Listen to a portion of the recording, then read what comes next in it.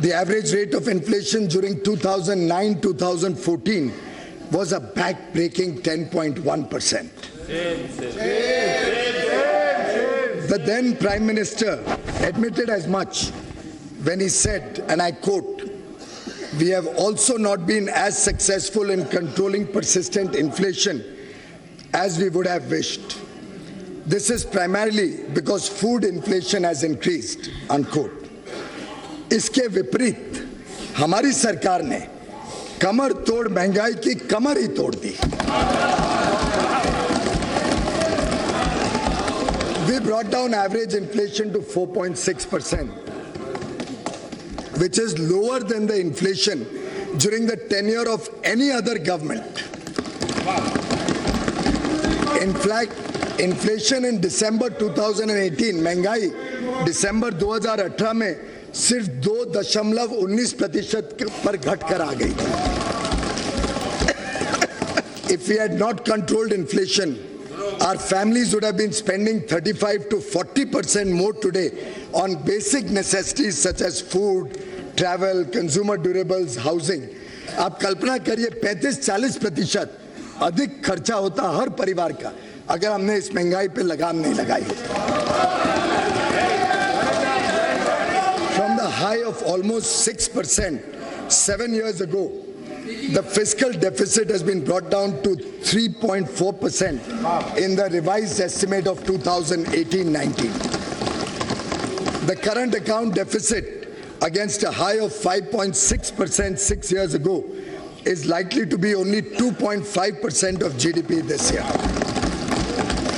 We contained the fiscal deficit, notwithstanding the Finance Commission's recommendations, the true spirit of cooperative federalism, thereby transferring significantly higher amounts to the states.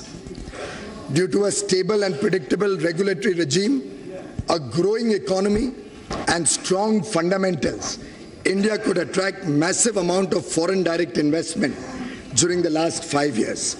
As much as $239 billion was received as FDI. This period also witnessed a rapid liberalization of the FDI policy, allowing most FDI to come through the automatic route.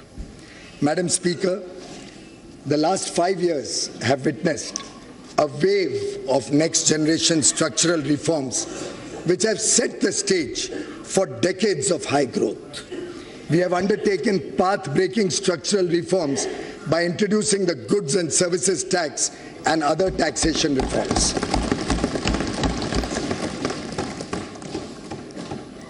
Banking reforms and insolvency and bankruptcy code. The period of 2008 to 14 will be remembered as a period of aggressive credit growth, and as per RBI, the primary reason for a spurt in non-performing loans and stressed assets. Outstanding loans of public sector banks ballooned from 18 lakh crore to 52 lakh crore during this period. Many projects were started that could either not be completed or had low capacity utilization, resulting in their inability to pay back these loans. They were high-stressed and non-performing assets amounting to rupees 5.4 lakh crore in 2014, even though they were not being recognized as NPA at that point of time.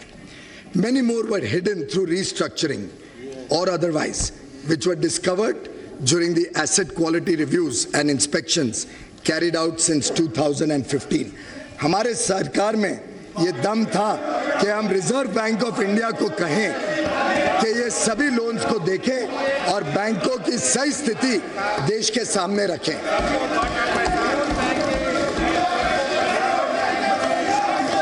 We put a stop to such questionable practices and stopped the culture of phone banking. The 4 R's approach of recognition, resolution, recapitalization and reforms have been followed. A number of measures have been implemented to ensure clean banking. Through a transparent and accountable process, we recognize these NPAs. The Insolvency and Bankruptcy Code has institutionalized a resolution-friendly mechanism which is helping in recovery of non-performing loans while preserving the underlying businesses and jobs. पहले सिर्फ छोटे businessman पर ऋण वापस करने का दबाव रहता था और अब बड़े बिजनेसमैन को भी ऋण की चिंता होती है, केवल बैंक को नहीं होती.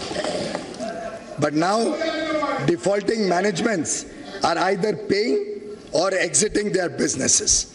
An amount of close to 3 lakh crores has already been recovered in favor of banks and creditors. To restore the health of public sector banks, recapitalization has been done with an investment of 2.6 lakh crore rupees. Amalgamation of banks has also been done to reap the benefits of economies of scale, improved access to capital, and to cover a larger geographical spread. हाल ही में कल हम सबको खुशखबरी मिली कि इन सब अथक प्रयासों के कारण 3 bank, Bank of India, Bank of Maharashtra and Oriental Bank of Commerce, इन तीनों से पीसीए की रिस्ट्रिक्शंस भी अब हटा दी गई हैं. और मुझे पूरा विश्वास है जिस गति से बैंकिंग में सुधार हुआ है, बाकी सब बैंक्स भी बहुत तेज गति से इस व्यवस्था से निकल के फिर एक बार जोर से तेजी से बैंकिंग व्यवस्था में आ जाएंगे. Steps against corruption. We have ushered in a new era of transparency. हमने भ्रष्टाचार मुक्त सरकार चलाई.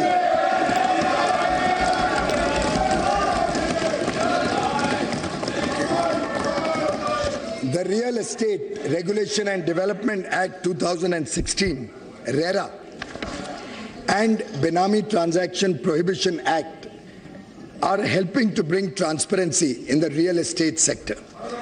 The Fugitive Economic Offenders Act 2018 will help confiscate and dispose of the assets of economic offenders who escape the jurisdiction of the laws in India. Additionally, we conducted transparent auction of natural resources, including coal and spectrum. We have walked the talk.